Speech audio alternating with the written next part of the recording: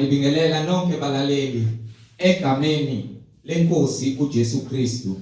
Makube kini umusa nokuthula okuvela kuNkulunkulu uBaba wethu naseNkosini uJesu Kristu, owazinikela ngenxa yezono zethu ukuze asophule kulelizwe elimbi lamanje ngokwentando kaNkulunkulu uBaba wethu. Izwi leNkosi uJesu Kristu leli olalele njengamanje.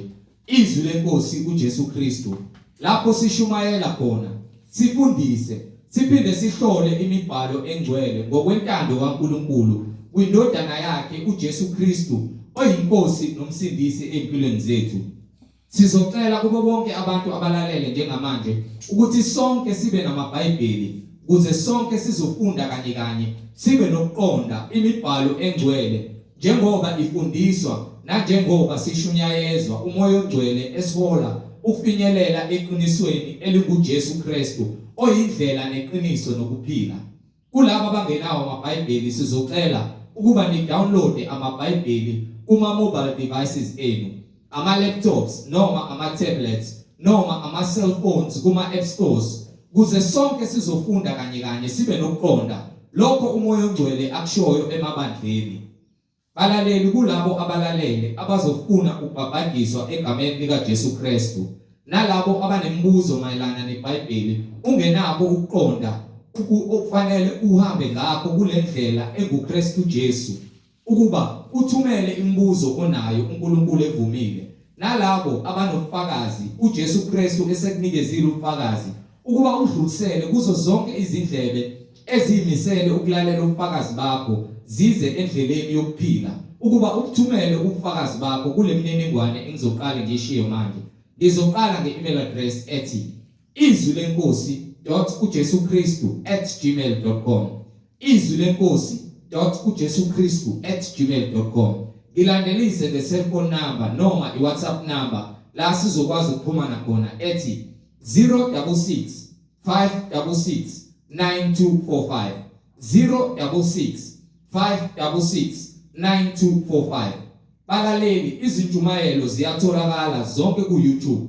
Izimfundiso zonke ngokuphelele kwazo ziyatholakala ku-YouTube, lapho ungahlala khona phansi uphethe iBhayibheli ulalelisise kube ngabe lokhu okuzwayo ngamadlebe akho umoya ongcwele uyakufakazela yini. Njengakho konke esifundiswa khona siholwa ngumoya ongcwele, ufakazelwa yizwi elinguJesu Kristu, iBhayibheli. Ku-YouTube uzosearcha uthi izwi lenkosi uJesu Kristu. Ungakhohlwa ukusubscribe, ungakhohlwa futhi nokupressa i-notification button ukuze ngaso sonke isikhathi imfundiso eziphilileyo ezisiholela ebungcweleni nokuzihlola ukuba sihamba ngokungcwele yini zitholakala ku-YouTube, izwi lenkosi uJesu Kristu. Ungakhohlwa nokusharisha i-link nazo zonke izihlobo zakho, ikakhulukazi labo ohlanganyela nabo ngaso sonke isikhathi.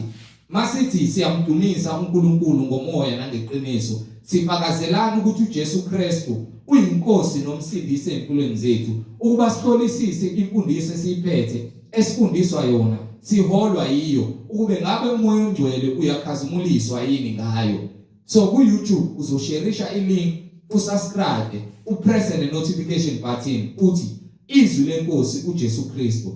Ake simbonge uBaba wethu osezulwini ngalesikhathi samanje nokuthi amadlebe ethu nezinhliziyo zethu imphefumulo yethu izoyamukela izwi lakhe elisiholayo kule ndlela eyisibani elinguKristu Jesu, yena ongumholi nokumelusi wethu, siyizimvu zakhe kule ndlela. Baba wethu osezulwini, malingcoliswe igama lakho, umbuso wakho mawufike empilweni zethu, intando yakho mayenziwe emhlabeni njengasezulwini. Usiphe namhlanje isinkwa sethu semihla ngemihla, usithethelela amacala ethu, usiphe namandla okuthethelela bonke abasonayo, singangeniswa ekulingweni kodwa usindise kokubi, ngokuba umbuso ungowakho namandla nobukhosi kuze kube phakade. uJesu Kristu uyinkosi nomsindisi. Amen. Balaleli, sheshisane nithathe amaBhayibheli sihambisane sonke kule ndlela unguKristu Jesu. Sihamba nomfowethu umhlengi zondi ozobe sihola enaba kabanzi umoya ongcwele ekhazimulisa kule ndawo egameni lenkosi uJesu Kristu. Siyambingelela nonke balaleli egameni lenkosi yethu uJesu Kristu. Amen. Amen.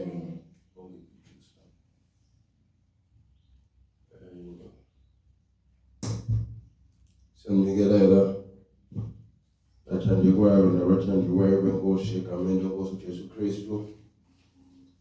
Sithi uJesu Kristu inkosi.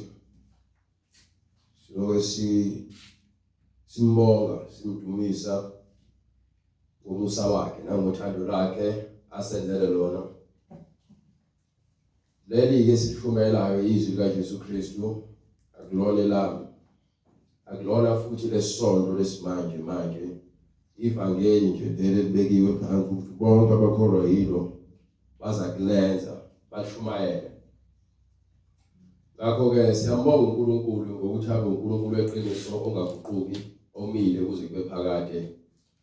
Noma siwa, noma sifa, noma siphila, noma sigula, yena akaguquki, ungukuphila. So bonke abafuna ukuphila abaphephela kuye. Amen. Siyambonga uNkulunkulu ngabaprofeti bakhe abangcwele abaphathisa izwi, baliphathisisa kwaze kwaba sekupheleni. Ngoba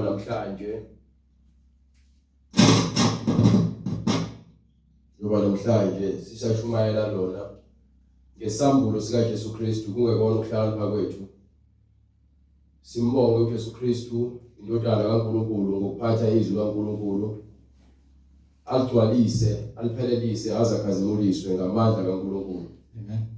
Esinokuzilanda kuye, siphinde futhi sizinikele kuye uma sifuna ukuphila.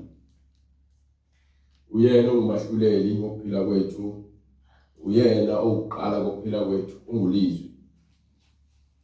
Ngakho ke siyambonga uJesu Kristu ngabapostoli bakhe abanika isiphiwo sikamoya oyingcwele nezwi abaliphathayo ngokuthembeka kwaze kwaba sekufeni. Kuze kube namhlanje ivangeli lisaphila, uJesu Kristu usabusa. Amen. Kulabo abakholwayo nalabo abavumayo. Ngokuba fanele sizivumele thina ngemlomo yethu nangezinhliziyo zethu ukuba izwi alikude nawe, liseduze nawe, liseceleni kwakho, lisemlomeni wakho. Uma ukholwa ukuthi uJesu Kristu wafa wavuka, bese uyaphimisela lokho ngokukholwa, hayi ngokuzenzisa. Uthi uyakusindiswa ngokuba ukukholwa kuvela ngezwi. Izwi lona liletha ukuqondisa. Uma ke izwi lishunyayelwa ngendlela efanele nangendlela kuyiyo umoya oyingcwele afuna lishunyayelwe ngayo, hayi okwabantu bafuna ukwenza intando yabo. Laba abakholwayo nalaba abafuna ukuphila abanambile nokwemilayo yokulunga bafuna izwi eliphilileyo, abafuni izwi elimnandi ezindlebeni kuphela bese liba ukufa emoyeni. Ngakho ke amabandla amaningi awesimanje manje kugcwele imfundiso ebolile ephuhluka izimpethu. Abantu bayithanda, bathanda ukudla emgqomeni, ayeke ukudla okuphilileyo, isinkwa semihla ngemihla namanzi aphilisayo. Bahamba bayokhokhela ukudla emgqomeni, bathatha imfundiso yezimpethu bayidla, sazodliwa izimpethu esihogweni. Jabuliswa ukudla. Awunginike incwadi ya Isaiah into 55 verse 1. Isaiah 55:1. Wenina nonke enomileyo, Izindaba nango umoya ngicela ubiza abantu abomileyo manje. wozani emanzini. Kuthiwa wozani emanzini. Yekani ukudla udaka. Yekani umosha isikhathi. Yekani ukudla isinkwa esibolileyo. Nize nisikhokhele abothenga isinkwa esexpired. Le mfundiso yalabafundisi bela abafundisa ngeziwazo namanzi, abaprofeta abantu ngezintambo nangemlotha nangenhlabathi nangutshani. Yonke into manje abantu sebanikwa yona bayithatha ngoba bafuna nje into ezokhombisa ukuthi ilethe ukuphila. Izwi ngoba abantu bona bakholelwa kulona ngoba lihamba lodwa izwi. Limile aliguquki. So manje lokhu ngoba kuza lezi zinto eziphathwayo ithemba labo ke bese liyavuka ukuthi bazothola ukuphila. Thina ke esomele ukulunga nomoya weqiniso. Nawe uyabizwa uyeka ukudla emgqomeni. Phumani emabandleni amanga. Amabandla amanga. Yonke lonto le izowa. Nakhe enhlabathini ngodaka. Anakhile edwaleni. Niphuma nazo ningena nazo izono emabandleni ngokuba ke nidla imfundiso ebolile.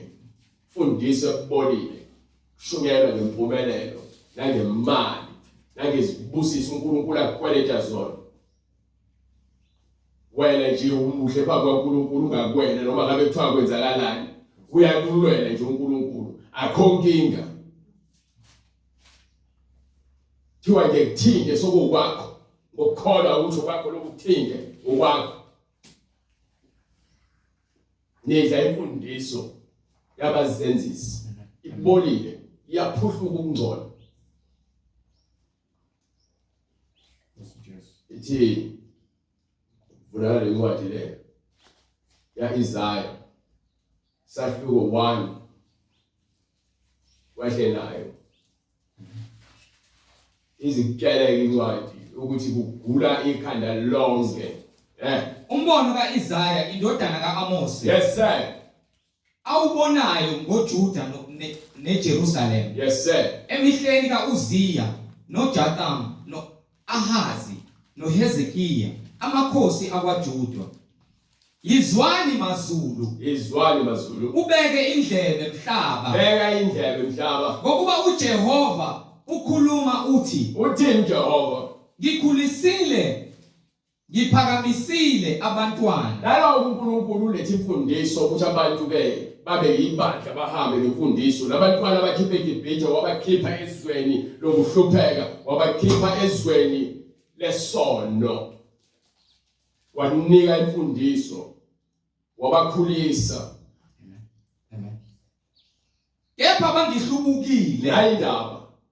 Uyalazi iqiniso. Kepha sohlehle nyuva noma sophumile wahlubuka. Walandela izibonakaliso zamanga, walandela imfundiso yamadimoni, walandela imfundiso kaSathane. Ingakho ningasiboni isono, ningasazi isono. Ngokuba iqiniso anisalazi. Sendihlubukile. Nilandela imfundiso ebolile. Imfundiso abafundisi phela ibolile. Isho bangafaka ukholo lapha futhi inhlanhla. Begcwele imali yethu ngiqala yonke ukukhuphumela ngathi amaselesele. Baqaliswe imali yenu ukuthi banikhuthuze baninike ushefu bemva loba nifake emgqomeni.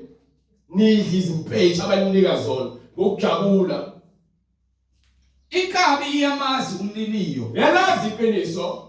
Nembongolo umkhombe womnikaziyo. Yayizindaba. uIsrayeli akazi, isizwe sami asiqondi. Yayizindaba. Abantu abazibiza ngamakholwa bangena esontweni bethi bazofuna uJesu.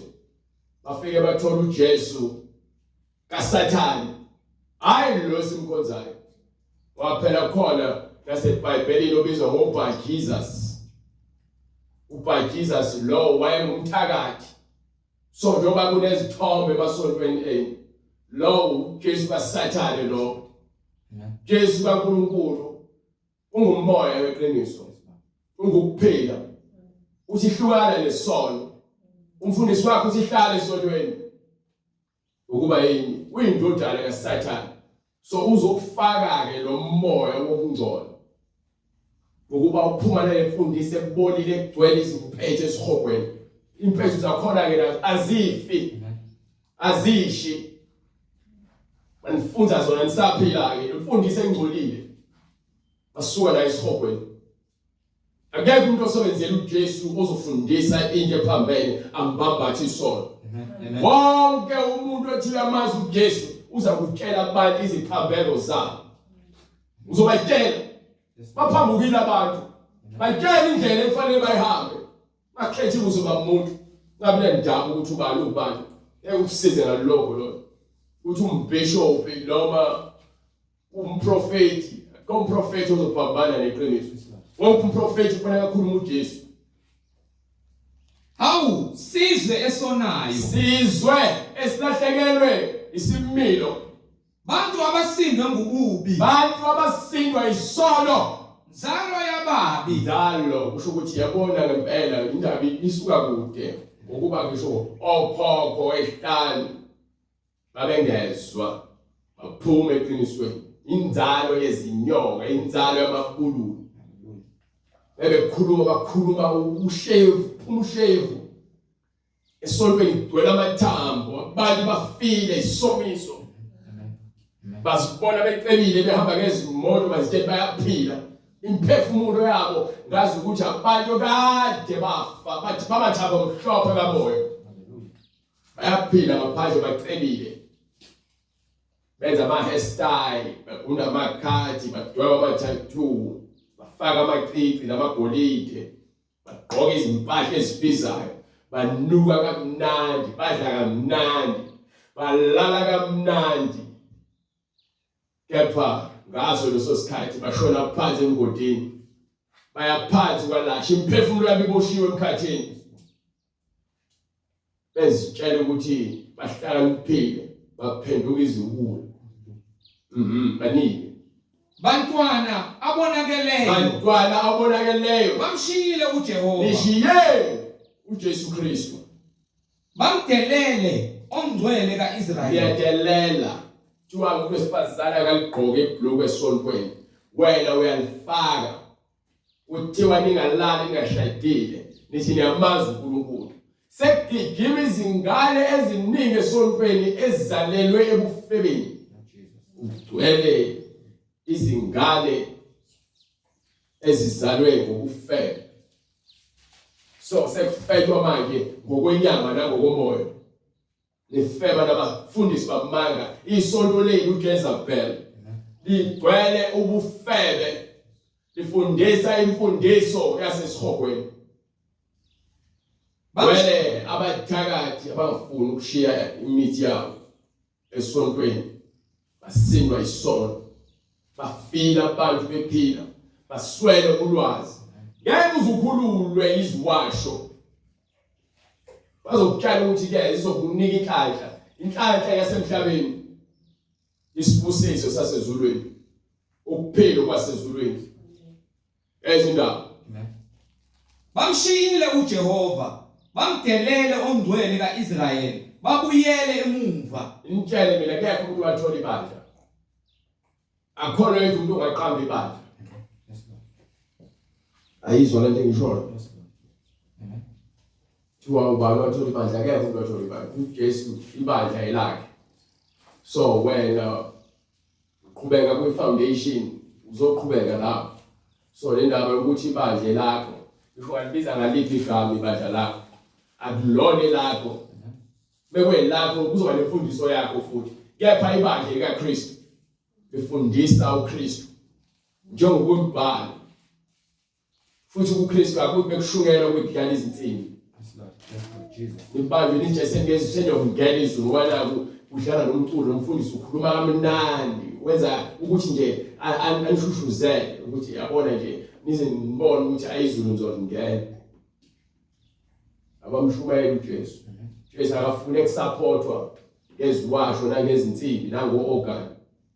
Ungamdumisa umdumisa ucule but bese ushumayela afune lutho. Ufuna ukutholakala ukuthi nya abantu bavula amadlebe abo bese akhulume nabo. So abafundisi bamanga loba umsindo ngezinsimbi.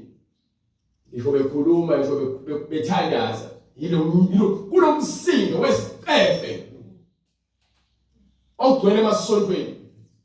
Isiqefe ukuba abantu abasabuza umoya engcwele sebezwa lezi zinsimbi bathi umoya engcwele umoya lo obabiza ngani oyiye ngayo okwenza umphefumulo wakho nengqondo yakho noqonda kwakho kuduke ngalesikhathi udushevu udle izimpethu ukhala kamnandi nomculo.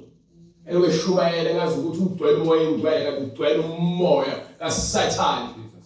Umoya kaSathane uyabusa emabandleni. Abantu bafuna ukutshela abantu iziphambeko zabo. Bekugula umfundisi noma uthi ngizoba yini? Bedayisa umphefumulo wakhe udayisela uSathane nina nizoba yini? Bazoba yini banike? Ningabe nisashaya kuphi? Ayiseki indawo yokushaya. Yabona besithi ke ayiseki indawo yokushaya. Lalela ngifuna ungizwisise kahle. Ngoba wathi umthetho wakhe umuntu ophulayo kufanele afe. Uyabona ukuthi alizwa. Noma abantu kuthi babula ngomthetho kaMose, mowonile kwakumele ugxothwe ngabantu. Kwakumele ushiso, kwakumele ulengiswe emtheni. Manje uyabuza ukuthi hawo, ngisenzoshaya manje. Yini engisazoyishaya? Ningabe nisashaya kuphi? Nisaqhubeka ukwambuka. Niyaqhubeka niyabhebhetheka esonweni. Lonke ikhanda liyagula. Gula inhloko yonke. Nayo yonke inhliziyo ibuthakathaka. Inhliziyo ibuthaka. Kusukela ematheni onyawo kuze kube phansi. Isonto lonke, ibandla lonke kuze kuyophuma kumfundisi. Akukho okuphelele, akukho nokukodwa okufuna ukuvuma isono, kushiya isono. Ngamanxeba nje sekuyinto nje engcwele. Yabona isilonda esinganakekelwa size sibhibhe nemivimbo sigcwala ubomvu. Sigcine sesiphuma izimpethu. Umuntu abona anuke phela. Isono siyanuka. Siyanuka isono. Glory to God. Siyanuka isono. Mowe usenza isono sosazi sinukela ngisho wena. Njengomuntu osuyekagezele noma elimele. Uyanizwa iphunga lokuthi kuyanuka manje. Kanjalo ke lesono siyanuka. Elisilwa naso isono ukuthi wonke umuntu ohamba kuKristu makazihambulule. Ageze uJesu azogeza. Izono zakho uzakuzigeza uma uzivuma ukuthi wena uyisono. Uzishaya phansi zonke akwenze ube msulu. Khanda lonke liyagula. Maningi amabandla agcwele imfundiso ebolile. So siveza lokho ukuthi lo sithumeleyo ufuna abantu beze ekuphendukeni. Ngokuba ayiseki into yokushaya, ingakho ke thumela uJesu ukuthi akazothethelela abantu izono zabo. Jesu uthi ke hamba ungabusona. Nawe angibahluleli. Hamba ungabusona. Hamba ayishukela lonto leyo. Ayishukela. Odadewethu bagqoka izikete ezingaka. Abafowethu bazibambe ngamabhulukwe tight. Ubona ubunqunu bakhe. Izikipa ezitight. Sontweni. Bahamba ngama-vest. Sontweni. Faka imigexo. Unde. Dwelinike emakhaya. Abanye bafaka ama-brush bafuna ukwenza amagagasi ekhaya. Thenga imithi ukuba nje ubona omunye umuntu enayo lento okwendala ubona ukuthi ayifanele kayenze. Uyoyenza ke. Ayenze ke. Uyolikhukula aphenduke nje into ongayazi esibukweni akasahluka nesibuko. Uzibiza ngekhaya. lonke ikhanda liyagula. Azibiza ngekhaya. Njalo nje esibole ngiyakhumbula abafana kuwa bathamba njalo hlezi igqoke azalenza uqobo salenze libe tight ibhlukwe ngoba lokho icathulo zocobezela afaka amasocks ufaka ama-sacred socks. Ngoba lokho ubhizi lapha ekhoneni lelinye ihlelo lakhe hlezi ibhola izicathulo abe bezithanda. Eklasini uyafeyila. Lapha kuzendeni hayi hamba phambili. Lord Jesus. Uyithamba uhleze efuna ukucobezela uhleze brush ikhanda. Lomkhondo ukugcwele emasontweni manje. Aykhama, kwela abakhama, kwela obhuti nosisi. Kwela boy no girl. No honey bunny. Oh my daddy. Abafundisi abakhuza umoya bayawuyeka. Ukulo moya ugcwale lonke isonto naye usebiza ingane ngolove. Oh love. Ayekho umuntu olungelo lokwenza lonto leyo. Amen. Amen. Keze ngifuna ukuthatha amahagi loke ebamba ingane zamantombazane size sehle isandla size sifike endaweni engafanele. Thola phela uJesu uluthando kanti egcwele inkalungo. IBhayibheli lithiwa anokhonza kwabanye nakabanye bese nibawande ngokuqabuza okungcwele. Hayi sokwenkanuko seqhutshwa ithathwa lencwadi le. Sebeqabula usisibonke ngithiwa hayi ungcwele. Sekulawe inkanuko. Ngokuba umbonisi umele ukuba abe ngongasolekiyo. Bayasoleka ababhizi bayekela ingane zizobhesa ama cleavage la. Uyashumayelwa ejulwa kanti uthulokiswa ukuthi uvukelwe imizwa, hayi uvukelwe umoya. Ngokuba umbonisi umele ukuba abe ngongasolekiyo njengomphathi muzi kaNkulunkulu. Umphathi muzi kaNkulunkulu fanele kube khona ubuqotho. Ungaholwa inkanuko. Phuma. Angazigcini lapho khona ungayitshela iqiniso. Awavumi ukuthi wakhipha isisu sakufihlile namanje awunankinga ukuthi uGesu ukuxolela. Uma kovumi ngeke azakuxolela. Amen.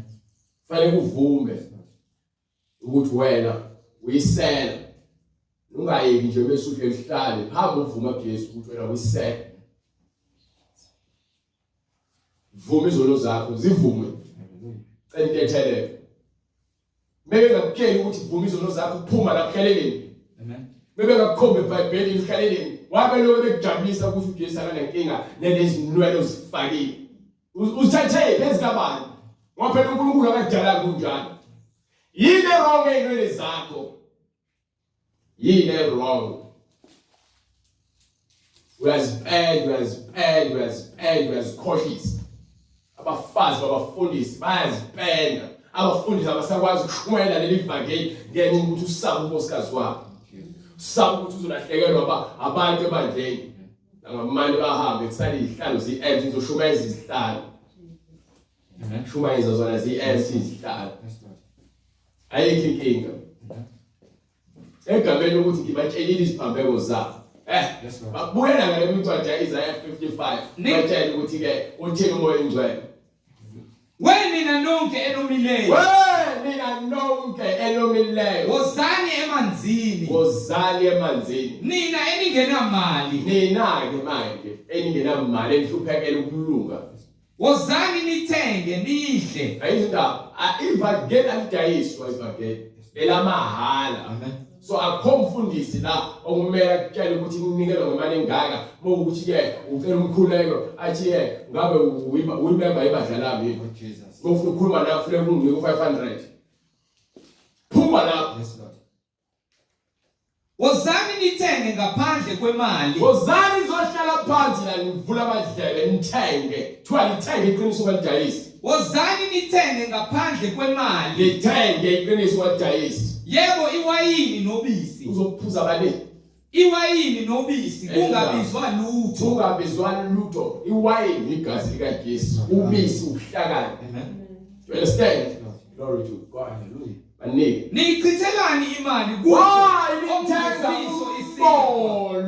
Why nithenga umbolo? Nihambe ngene mabandleni nithenga umbolo. Why nithenga unike emgqomeni. Nichithelani imali kuko okungesiso isinkwa. Izindaba. Nichitha isikhathi senu nidla emgqomeni futhi nidla phansi emgqomeni nidla phansi. Wena utshela ukuthi ungetafuleni. Nenzuzo yenu kuko okunganelisiyo na. Inzuzo yenu okunganelisiyo. So le mfundiso yenu le ibanga umhobolo. Le mfundiso lapha ukuhlezi ufuna. Yonke into ebonayo ayifuni. Awenelisekile ngoba ufundiswa. Esontweni liyafundiswa ukuthi uma unokudla nezimpahla zokugqoka kwanele nendawo yokulala. Wena bese ufuna uba no-wardrobe osuka lawe Vryheid. Khona umuntu ongenayo impahla esontweni awukwazi ngisho ukunika igugu impahla zakho. Ngoba alifundiswa ukuthi thanda umakhelwane wakho njengoba uzithanda. Thubona ungaphumeleli nje ilabantu abakuzondayo. Ayikho lonto leyo. Impumelelo yakho ayikho ebantwini. IkuJesu. Imfundiso ephilileyo ukwenza uphumelele empilweni. Ubuqotho ukwenza uphumelele ayithoba nemali. Uzoba lokuthula ukuba nale mfundiso le. Imfundiso yokuphila. Efundisa umuntu ukuthi kuyini ukuphila emhlabeni. Nina-ke niyadla-ke niyayithenga lesekwaseni. Hallelujah, Jesus. Anisuthi kodwa nisalambile. Nichithelani imali kukho okungesiso isinkwa. Nimosha isikhathi senu. Nithengela abafundisi imoto ngoba niyazinyangela bona ngoba nitshela izinto lezi nifuna ukuzizwa. Nigcwalisa isiprofeti, nigcwalisa iBhayibheli. Ezindaba awubambe lapho abe kwincwadi yesibili kaTimotheo sahluko 4 kusukela kuverse 1 kuya kuverse 5 bengaphosisi noma kuverse 1 to verse 4. Timotheo, ngiyaqinisa phambi kukaNkulunkulu. Ngiyaqinisa kalela manje ngiyaqinisa phambi kwaNkulunkulu. NoKristu Jesu. NoKristu Jesu. Oyakwahlulela uJesu uzokwahlulela abaphilayo. bonke abantu abaphilayo nabafileyo. Nangokubonakala kwakhe nombuso wakhe. Bese eza ngenkazimulo yakhe. Ngithi umkhosi wakhe wasezulwini. Uthi ke kumina umbhalo ke. Shumayela izwi. So manje kufanele ukuhlala ngemfundiso lephilileyo. Uqinise. Ngenze njani? Uqinise. Kufanele ukukhuluma levangeli ngingabi nandaba lokuthi umuntu uthini. Uma nje ezongitshela into phambene levangeli, fanele ngimshaye ngeBhayibheli. Shumayela izwi uqinise. Fanele ngiqinise. Noma kuyisikhathi. Noma ngabe kuthiwa ngiyagula. Noma kungesiso. Noma ngabe kuthiwa kumnyama noma kuthiwa kuyanetha leduma. Sola. Fanele ngisole. Ukhuze. Ngikhuze. Ngiyale ngakho konke. Ngihlale ngemfundiso ngibe nokubekezela. Nokufundisa. Ngihlale ngemfundiso ngifundise fanele ube nesineke.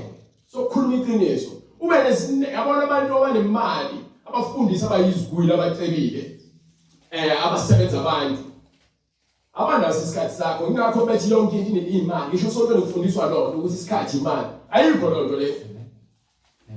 Uthando leqiniso luyabekezela.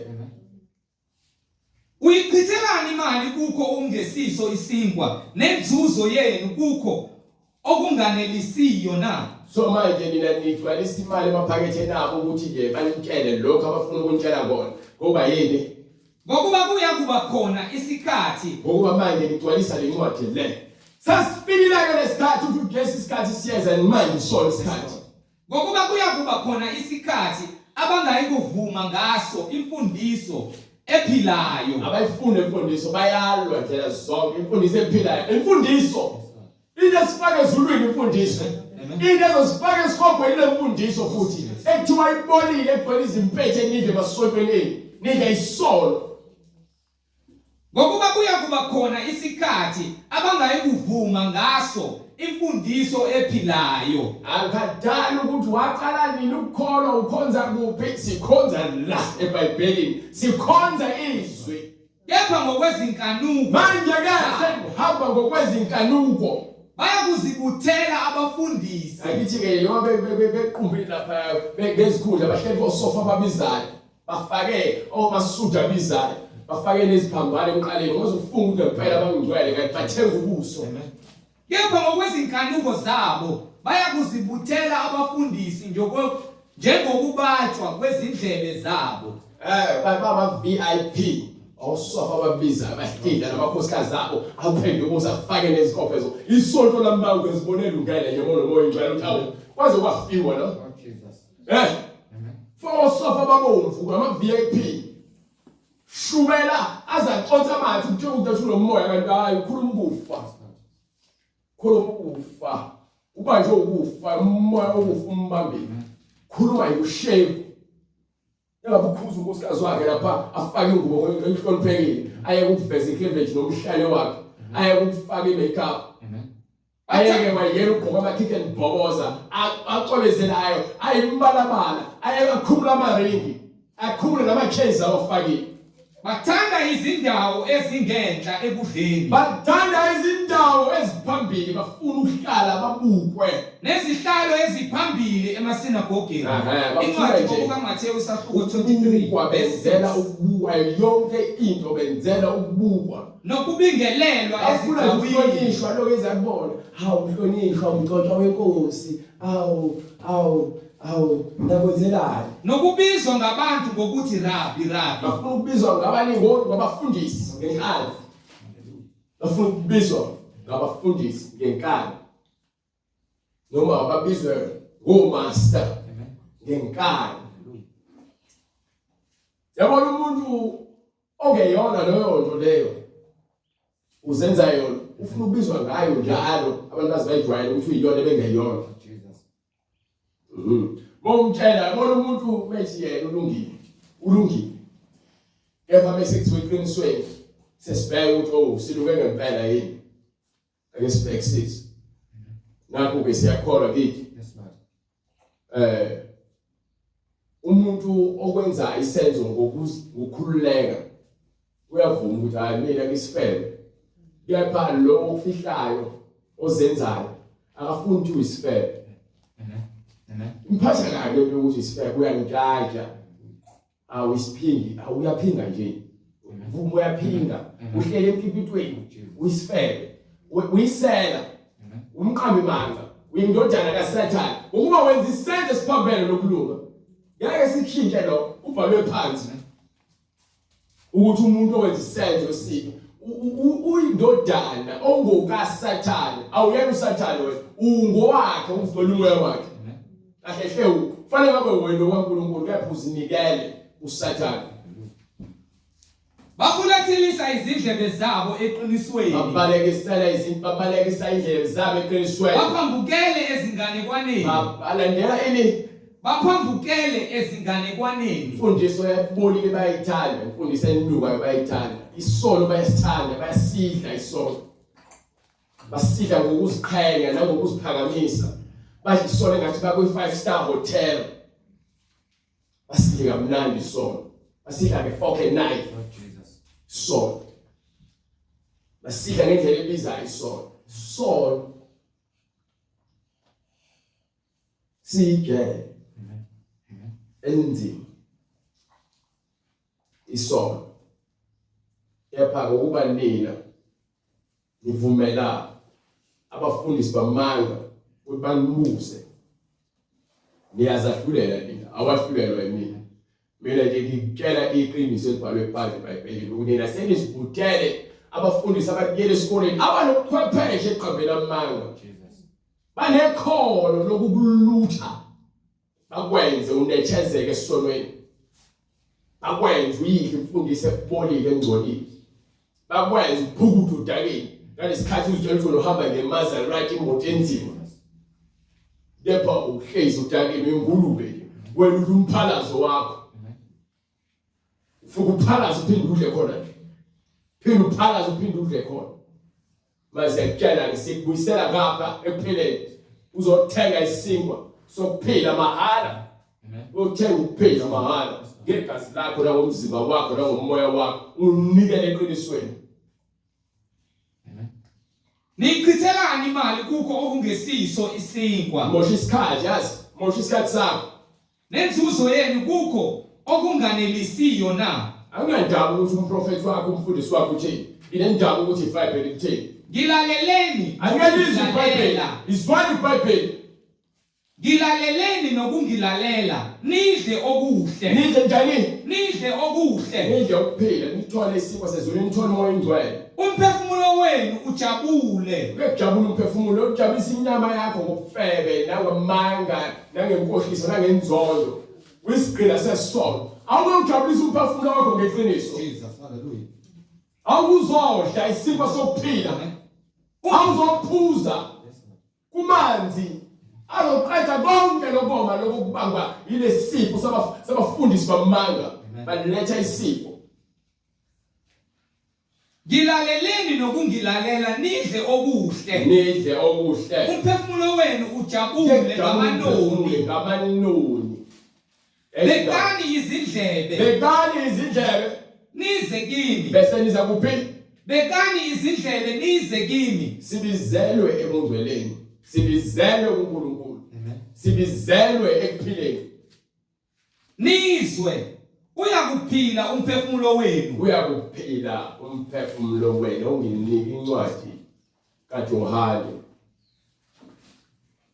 sahluko 5 starting from verse 20 ngokuba uyise uyayithanda indodana uyise uyayithanda indodana uyikhombisa konke akwenzayo yena uyikhombisa konke akwenzayo yena wayikhombisa imisebenzi emikhulu kunalena Wayikhombisa ukuba imisebenzi imangale emkhulu kunalena ukuze ukuthi uJesu Kristu umoya ingcwele uyamenzisa izinto akazenzeli lalela thina imizimba yethu fanele ibe yichempele kaNkulunkulu senze intando kaNkulunkulu singazenzeli intando yethu uJesu Kristu kuwo abe nalokuphila nalokuhlakanipha nalokuqonda nanamandla laba ngokuba uvumele umoya ukuthi umsebenzise akasebenzisi umoya lalela angisebenzisi umoya mina umoya angisebenzisi amen Jesus umoya fanele ukusebenzise ngoba nomuntu owenza isono usetshenziswa umoya kaSathane mawisigcina senje uyasebenzisa noma kuthiwa wena uthi uyisebenzisa wena amen uyacontrola amen uyacontrola ukuthi ngenze abaphingayo abantshontshayo ababhemayo yonke into embi bayiqalekela so njengoba sowuqala manje songasakwazi ukulala ebusuku ngingazela bebezela banjwe lo moya usiyacontrola oh Jesus ngoba yini lo moya lo usuyisigqila sawo so uma uphila ungcwele uba isigqila sethu yes Lord yes Lord uma uphila ububi uba isigqila sesono kepha-ke uthi uJesu isigqila sihlala endlini okwaphakade ukuba indodana ekumele ihlale endlini indodana iyona ezakuhlala endlini okwaphakade besifuna amadodana-ke kanye noJesu kumele sivumele izwi lisisebenze bese liyasebenzisa izwi amen not ukuthi wena usebenzise izwi abafundisi bamanga basebenzisa izwi ukuze bagcwalise ukukhohlakala kwabo ingakho beliphika iBhayibheli ingakho befuna ukukhipha eBhayibhelini ingakho befuna ukuzifakela eBhayibhelini ukuba yini bagcwele umoya wenkohliso bafuna ukulisebenzisa bafuna ukusebenzisa uNkulunkulu oh Jesus alutha abantu ngokubasebenzisa ukuthi abahlale emngcweleni abahlale emngcweleni bahlale emngcweleni ezindaba hallelujah go ahead hallelujah ngokuba uyise uyayithanda indodana uyikhombisa konke akwenzayo ukhombisa konke akwenzayo wayikhombisa imisebenzi emikhulu kunalena ukuba nimangale ngokuba njengalokhu uyise evusa abafileyo abaphilise kanjalo nendodana iyabaphilisa labo ethanda ukubaphilisa yini le ayihona akhuluma ngabantu abakethuleni manje bathi ukhuluma ngabantu abafele esonweni yes Lord hallelujah khuluma ngabantu abafile ngolwazi abantu abakade bedla imfundiso ebolile uthi manje ke uNkulunkulu ulethe uJesu indodana ukuba izophilisa abantu ngamandla kaNkulunkulu and uNkulunkulu uzobenza abantu bakholwa akuyena uJesu ngokwenyama yena ungulizwi uthunyiwe so lo mzimba nosetshenziswa umoya ingcwele usebenzi ngokwakho umzimba wakho kufanele usebenze ngokwakho kufanele usetshenzwe yizwi amen kufanele usetshenziswe yizwi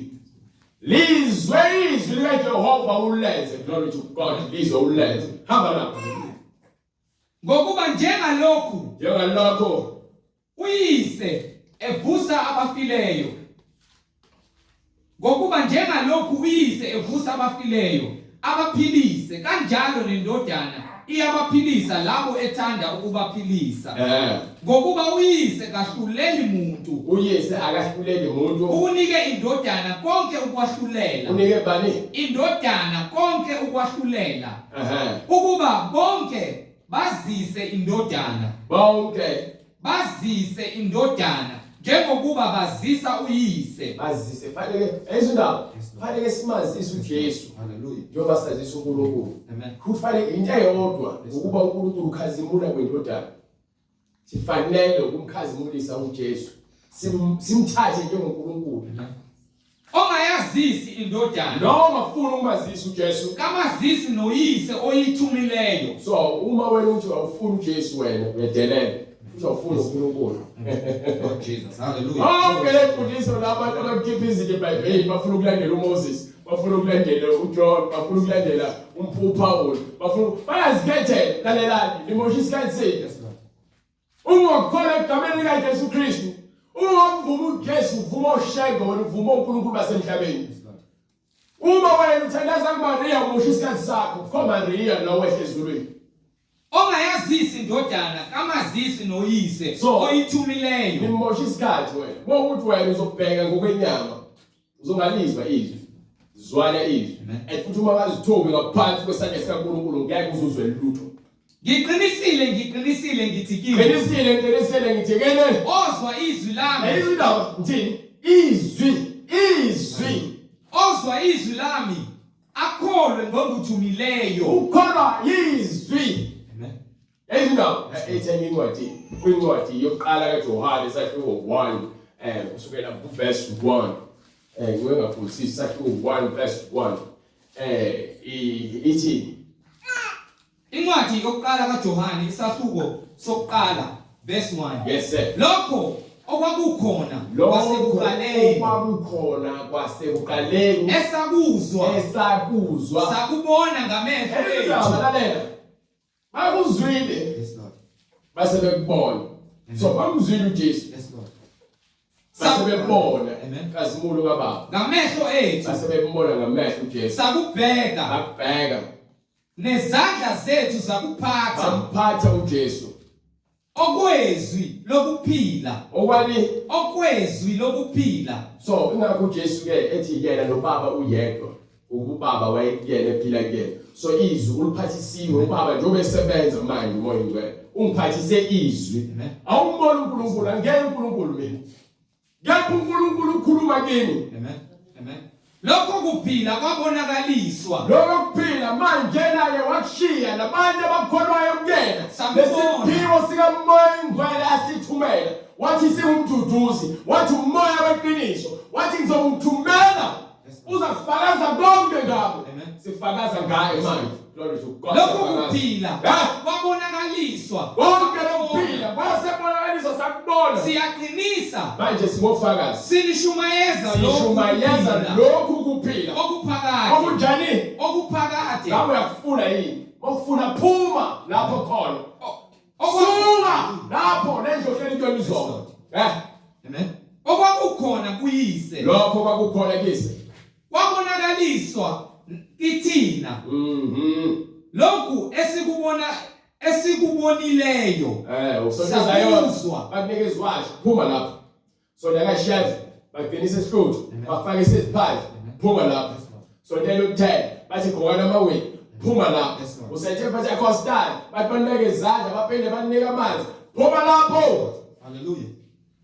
Uthi usonta emaromini uthi yethi Maria phuma lapho phuma. Glory to God. Uzophuma waphuma uzohlala leyo ndlu ndlela emlilweni leyo ndlu sifundiswe asikholwe izwi ongeke ngegama lebadala kangenziya.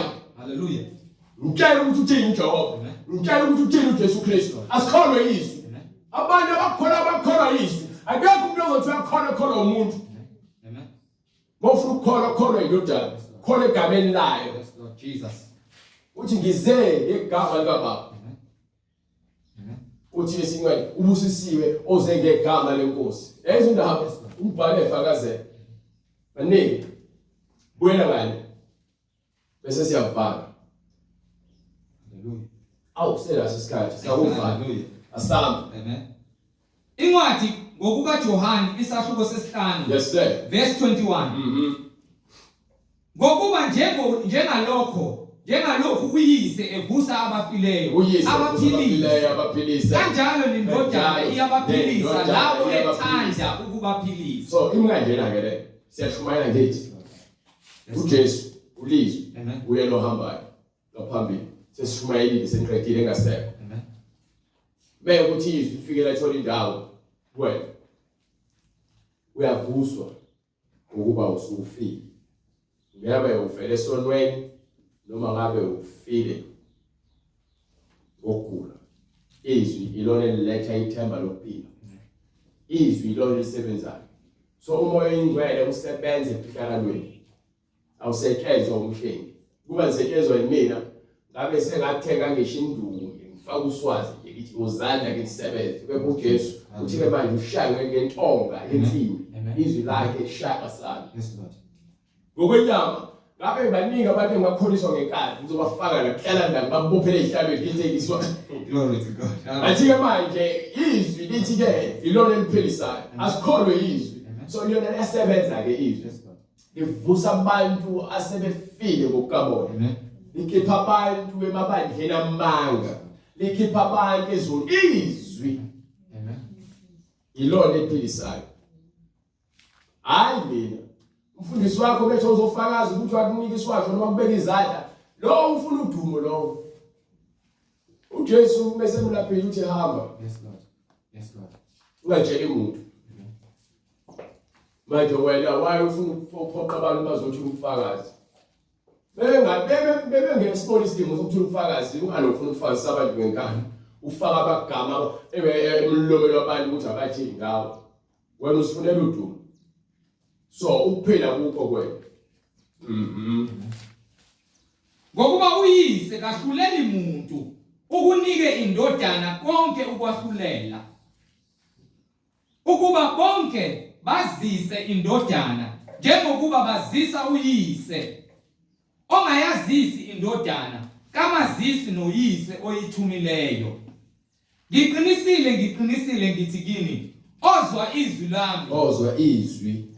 lami akholwe ngongithumileyo unokuphila okuphakade. kholwa yizwi ngokuba izwi akulona lenyama bathi ithunyele kuthina abantu abaphila enyameni ingakho ke ayakha inyama ukuze ifike ifane nathi sibone ikhazimulisa yena ingakwenzi ukungcola iphila ukungcwele iphila iqiniso so njengoba ethumele lenyama ikhuluma ukuthi ke lo moya ongithumile iwona emele ukholwe ngokuba ngikhulu ngihamba ngomoya weqiniso uthi ke uJesu uma ungakholwa kwincwadi yaJohane 12 verse 47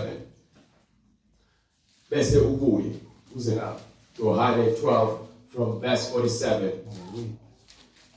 Uma umuntu ezwa amazwi ami angawalondi lowo angimahluleli mina angimahluleli ngokuba angizanga ukuba ngahlulele izwe alizanga uzokwahlulela izwe kepha ukuba ngisindise izwe ukuze kene njani ngisindise izwe ongalayo umuntu unqaba lamazwi lawa engawamukeli amazwi ami yes sir unomahlulelayo khona uzokwahlulela izwi engalikhulumayo yibona umoya izwi lungumoya uNkulunkulu ungulizwi uNkulunkulu ungumoya ukuthi uNkulunkulu yena lokhu Kristu okhuluma uzokwahlulelwa umoya ngokuba sohlangana kamoya yabona ukuphakama kwakho lempakamo yokuzitshala emhlabeni usazofa sazobuyela kamoya ngabe ingubo yakho injani ngabe ugqoka ingubo efanele noma ugqoka ingubo uhamba nqunu waphela uNkulunkulu uthi uma wenza isono nqunu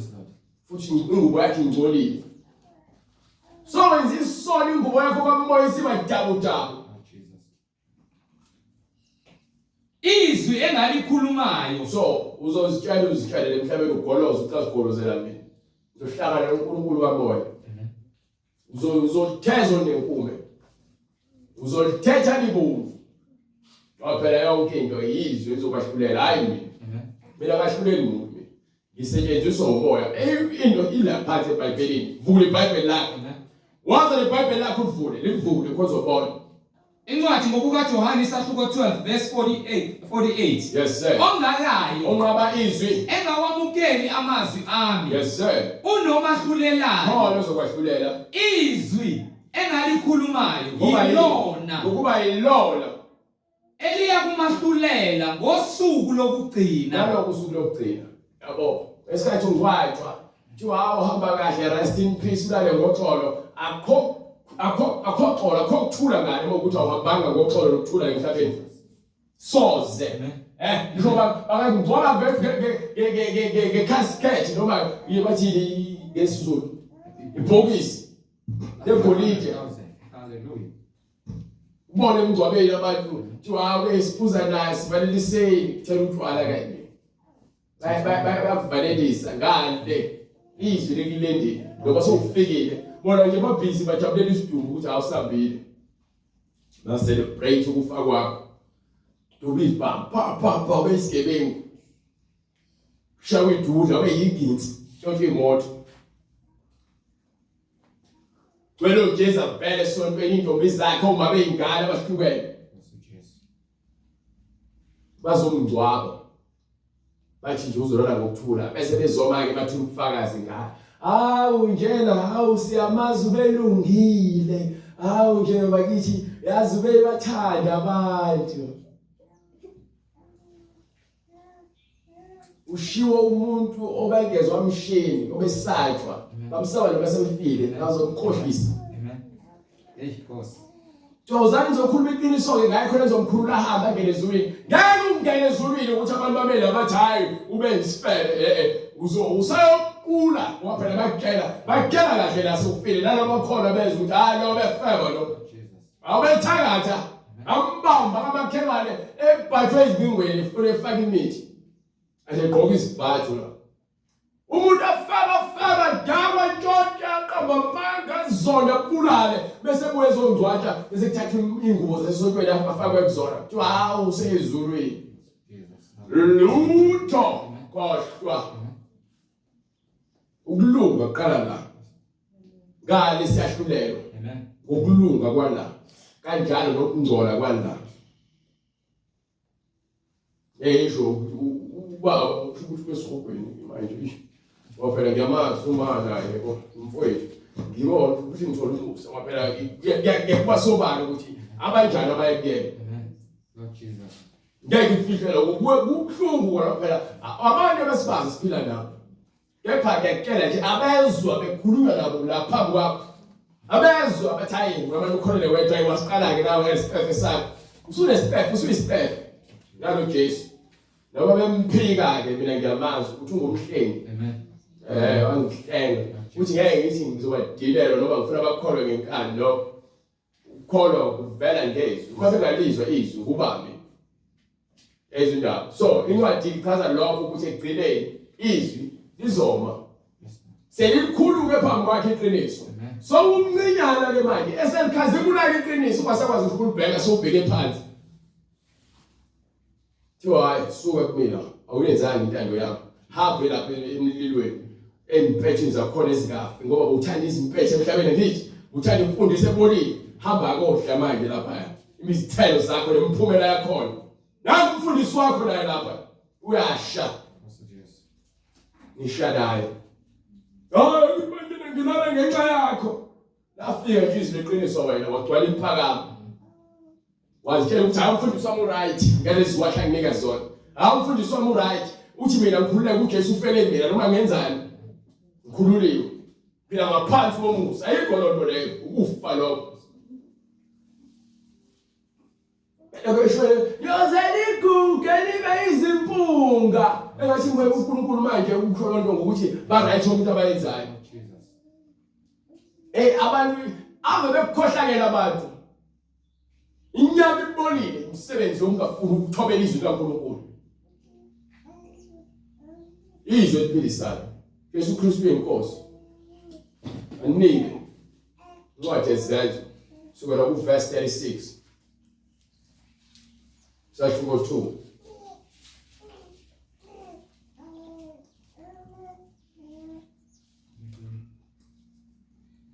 Ngakho indlu yonke yakwaIsrayeli Manje bonke abantu abathike bangabangcwele. mayazi impela ukuthi Bayazi. uNkulunkulu Bayazi. Funeke nazi lokho. Yonke into esifundisayo leBhayibheli eBhayibhelini. Sikwenzelani lokho? Ukuthi nake lodwa ilanga ukhombe mina. Bhayibheli funeka uye kulona. Uthi ufuna ungivala umlomo, ngeke ungivala umlomo ngomlomo wakho mina. Hallelujah. Ngeke ungivala umlomo ngemizwa yakho mina.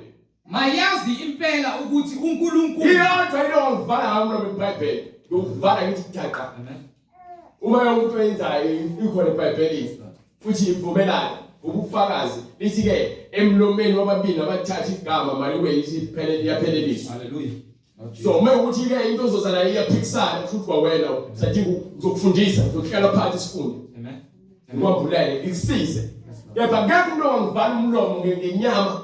Ngeke sona ukuthi I understand lutho. Wena mangifuna ukuzaunderstand ngezinto abathi. Funeke ngivume ukuthi ngisonde. Engonile ngonisa. Ningivuma. uNkulunkulu ufuna abantu abazithobayo ngoba bonke abagcwele imphakamo zokuhlisa kuhlungu kwehlisa uNkulunkulu. Oh Jesus. uthi mawufika emcimbini umenyiwe hlala phansi ungahambi odlatha phezulu uzohlala phezulu thi awu besibekelwe lona suka ohlale la mhlawumbe lapha ngoba ukuthathwe la uhambiswe lapha kunokuthathwe lapha uzobekwa phansi kubhlungu so uzibeke phezulu thi hayi wazona fanele ukuhlala la thathwe lo wathi hlela thi hayi wafuna ukuhlala lapha ngoba lo uzehlisile zisuka so sifundisa ukuzehlisa so bowuzenza ngempakamo nangokuphapha nangolaka nangenhliziyo elikhulu uzokutholiswa yizwi uzothi mina lithe iBhayibheli uthi wena ngithi mina lithe awumeke phela ukhuluma nawe ukuthi ngithi mina uthi uNkulunkulu ungakhuluma ukuhlakanipha kwami haleluya awukhuluma izwi lakhe yilona ezokulungisa mawungalizwa lona ngeke ngikusize ngalutho futhi ngeke ngize ngikuduke zokuyeka ngithi mina kulungile enza lokho okufunayo because by the way ufuna ukwenza lokho okufunayo mina ngenza lokho okufunwa yizwi and ngikhuthalela ukwenza so banazi ukuthi indlu yonke kaIsrayeli uJesu lo ngakho indlu yonke yakwaIsrayeli mayazi impela ukuthi uNkulunkulu umenzile inkosi noKristu umenzile inkosi noKristu uJesu lo enambethela nina esiphambanweni namanje basambethela yabo manje isolo yambethela kakhulukazi losusazi ilazi iqiniso wena so wazi uJesu uyamdayisa manje uJesu ukuthi lesisikaliyothi uyamhlambalaza manje uJesu waphela manje isolo wena usuhambisa uJesu uJesu ufuna aphile wena ukhumbula uJesu manje uphinde umthwalisa isiphambano wabusha uyombethela phambi kwabantu behlanjalaza indaba lakhe phela ukufa kwakhe kwakuyihlazo nje haleluya sanze Nkosi haleluya ukufa kwakhe kwaba yihlazo yakuphila kwakhe kuyinkazimulo ukuba wafela ukulunga asimkhazimisele uJesu bani sebekuzwa bahlabeka enhlizweni into emeyenze iBhayibheli imekufundisa fanele lilungise ngaphakathi lokho konakalayo nalokho konakele yaqancatha yabo bekuthiwa imbazo ibekiwe emphandeni sonke isihlahla esikade sishawa phansi bekuthiwa izwi kaNkulunkulu liyinkemba isika nhlangothi zombili anandaba lenyama lingena ngaphakathi yazi indaba liyahlulela emva kwalokho phela athi-ke liyisando uthi ukuthi kezo lokho amadimoni asisakaze lamatshe aqinile aphahla ngobagaba bakhe kube fine akaqedi lapha athi-ke ungumlilo ohambulayo Jesus shisa isolo yabona bethiwa liyahlaba ngaphakathi lenza le nto-ke hle ngithi ngilale lithuna nje lishumayela ngizwe lapho ukuthi ayangishaya liyaqanjatha liyalungisa alikhethi buso bamuntu izwi-ke lelo eliphilileyo iqiniso alikhethi buso bamuntu ukuthi uyashumayela noma uzayinjalo esontweni lifuna ukuthi ulizwe ulenze sebekuzwa bahlabeka enhlizweni bese sebekuzwa bahlabeka enhlizweni bathi kuPetru nakwabanye abapostoli madoda abazalwane siyakwenze njani na wathini uPetru phendukani nayi into emele siyenze phendukani yiloyo naloyo abhaphathizwe yilowo nalowo ophendukayo abhaphathiswa egameni likaJesu Kristu kukho ukuthethelelwa kwezono zenu yebo khona niyakwamukeliswa lapho-ke khona sokwamukeliswa isiphiwo sikamoya oyingcwele umoya weqiniso uzongena kuwena uma sowuvumile konke uNkulunkulu akuthi kuvume bese uyangena umoya weqiniso ngoba sokuyasusa le nto le ekuyona evimbezelayo khona khona ngokuba isithembiso ngesenu nesabantwana benu esabo bonke abakude bonke inkosi uNkulunkulu wethu eyakubabiza uJesu-ke uvusa laba ubaba afunayo namanje ukuthi-ke uNkulunkulu ayababiza kusho ukuthi kufakazela lonto ukuthi-ke abantu bavuswa uNkulunkulu abantu basindiswa uNkulunkulu abasindiswa umhlini wafakaza nangamanye amazwi amaningi wabayala wathi zisindiseni kulesizukulwane esiphambeneyo zisindiseni kulesizukulwane esiphambeneyo yes sir ngakho abalamukelayo izwi lakhe babhaphathizwa basebengena emanzini kwanezelwa ngalowo muhla basekugcwaliswa ngalolo suku abantu kungathi izinkulungwane ezintathu emva kwalokho basebenza njani baqinisela njalo esifundisweni sabapostoli iyona lento emele siyenze siphinde lento le nasekuhlanganeni nasekuhlephuleni isinkwa Yes, sir. nasemikhulekweni. Amen. So lento le into emele siyenze siphile. Singabi ngabazenzisi. Simthande ngemlomo. Bese kuthi lokho kuthiwa sikwenze, kubenzima ukuthi sikwenze. Yilento ukuthi kubenzima. Ukuba akukhuluma ngokupheleleyo. Ujesu Kristu inkosi. So abafundi babhadiswa bazosithinta ngenombolo ebonayo ku screen noma lenombolo ezwile ngesikhathi ulalele. Uma unombuzo mayelana neBhayibheli noma unofakazi uthumela. Umbuzo wakho uthumela nawo futhi kule number oyibonayo egameni likaJesu Kristu. uNkulunkulu uyakwenza umusa enze lokufanele. Siyabonga umusa kaNkulunkulu nothando lwakhe lesikhathi samanje. Siphinde sibonane uNkulunkulu evumile ngokuzayo egameni likaJesu Kristu. Sivale umkhuleko. Baba wethu osezulwini, uNkulunkulu onamandla, siyabonga Nkosi uJesu Kristu. Siyabonga izwi lakhe liphilile Nkosi. Hlolisisa izinhliziyo zethu Nkosi, izwi lakho lahlulele. Lahlukanisa Nkosi lokhu ukukhula ongalidingi. Sisaphila Nkosi, singakaphelelwa isikhathi sokuphenduka ngomoya nangeqiniso. Khuluma nomuntu uNkulunkulu onamandla, lo mdalilo waphefumulela kuye umoya wokuphila. Ukubalizwa izwi lakho uNkulunkulu ngokuba wena ungumoya. Siyabonga uNkulunkulu onamandla egameni leNkosi yethu Jesu Kristu ukuba wena uzile, uze nokuphila, awuzile nokuthi uzosilahla kepha uzile ukuzosiphilisa. Khazumuliswa Nkosi uJesu ngokuba wena uyinkosi nomsindisi. Izwi lakho Nkosi lahlulela ngokulungileyo, liyasiqondisa kule ndlela esihamba kuyo, ukuba sidede kukho konke ukufa, sithathe ukuphila namandla kaMoya oNgcwele ayisinkwa sokuphila. Siyabonga Nkosi uJesu Kristu ukuba izwi lakho liphilile, lingukulunga, liyisinkwa esivela ezulwini. Mayenziwe intando yakho empilweni zethu, siyazedlala izinhliziyo zethu.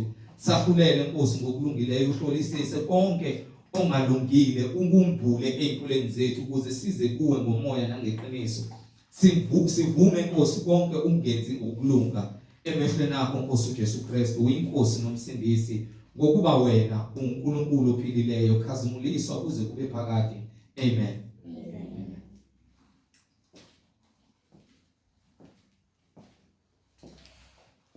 Umusa